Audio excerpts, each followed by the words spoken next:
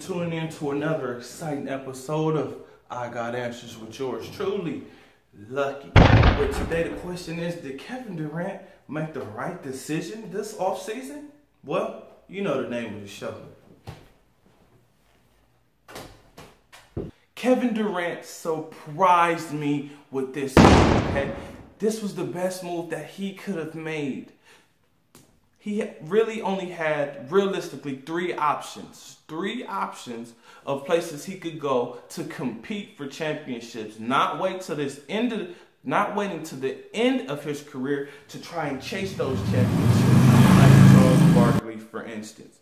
Okay, so really quick, we're gonna go through the reasons, and I'll explain them as quickly as I possibly can because, again, this was the best decision that he could have made. Oklahoma City. Dysfunctional franchise. The fans should be angry with the franchise, and so should Russell Westbrook. They give away players. They're struggling in the preseason to beat overseas teams. They have NBA talent. They should be blowing those teams out of the water. They gave away James Harden, Jeff Green, Serge Ibaka, and Reggie Jackson, a starting point guard who the Pistons are going to build their franchise with and around. James Harden, an MVP candidate a few years back, but he's still playing at an MVP level. Serge Ibaka, a defensive player, a guy who almost won Defensive Player of the Year. And then Jeff Green, a good stretch /small forward. They gave those guys away. Now, they did get Victor Oladipo, but he's very similar to Russell Westbrook. He's actually what I call a poor man's version of Russell Westbrook.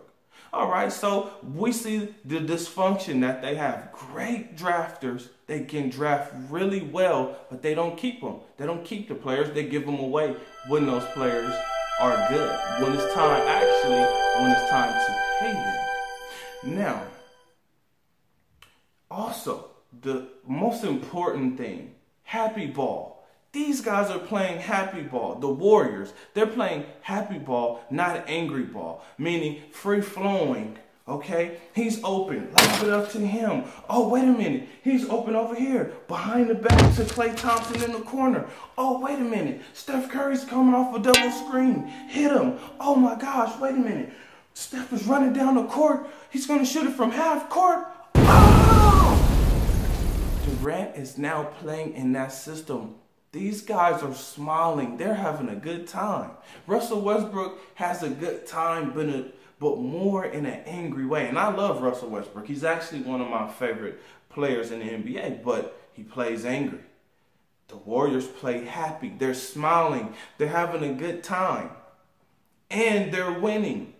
They won the most games in NBA history. So they've proven that this is a system that works. This is the most important thing. Kevin Durant empowered himself. He actually made the decision on where he wanted to go. It wasn't dictated to him via trade, via being drafted, and just trying to stick it out with that franchise. He actually went where he wanted to go, where he said they have the best chance to compete for championships, and that's what I want to do. Once you get a $300 million contract, and once you make, $100 million already playing for the Thunder, you do the math. $400 million, is it really about the money? No, let's get some championships. Let's build up this legacy. That's what he had to be thinking. On top of that, he had to be thinking, man, hey, Russell Westbrook is out of here. He may be going back to LA or, to play somewhere else because they keep giving away our guys. They are giving them away. All right, so we went over the offense. The offense is going to be amazing, spectacular. Another thing I keep saying the most important because all these things are equally important. Competing for championships while you're in the prime, the best years of your career could be spent competing fighting for NBA championships, not waiting to the end of your career to be chasing after them, right? To be chasing them just to be a guy on the bench that maybe will get some time and maybe might get on the court. Kevin Durant did it in his prime.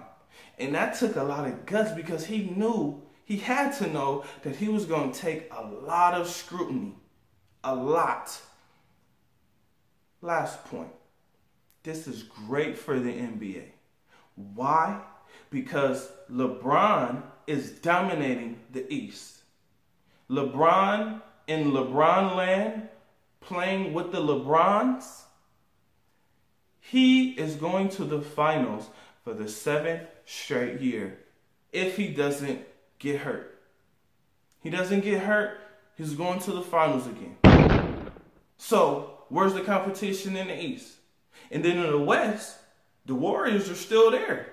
And Steph and Clay and Draymond, and if they would have kept that same roster, they would have ran through the West again. They would have had another great season with a bunch of wins again, which means it would have been, for the 3rd straight year in a row, the Warriors versus the LeBrons. Where did the competition go down? It actually has gone up because now a new star gets to emerge. More importantly, you have villains and you have the heroes. Every story is great when you have the villain and the hero, because everybody is rooting for the hero, but then you have people that are rooting for the villain or the underdogs. This was a great move for Kevin Durant.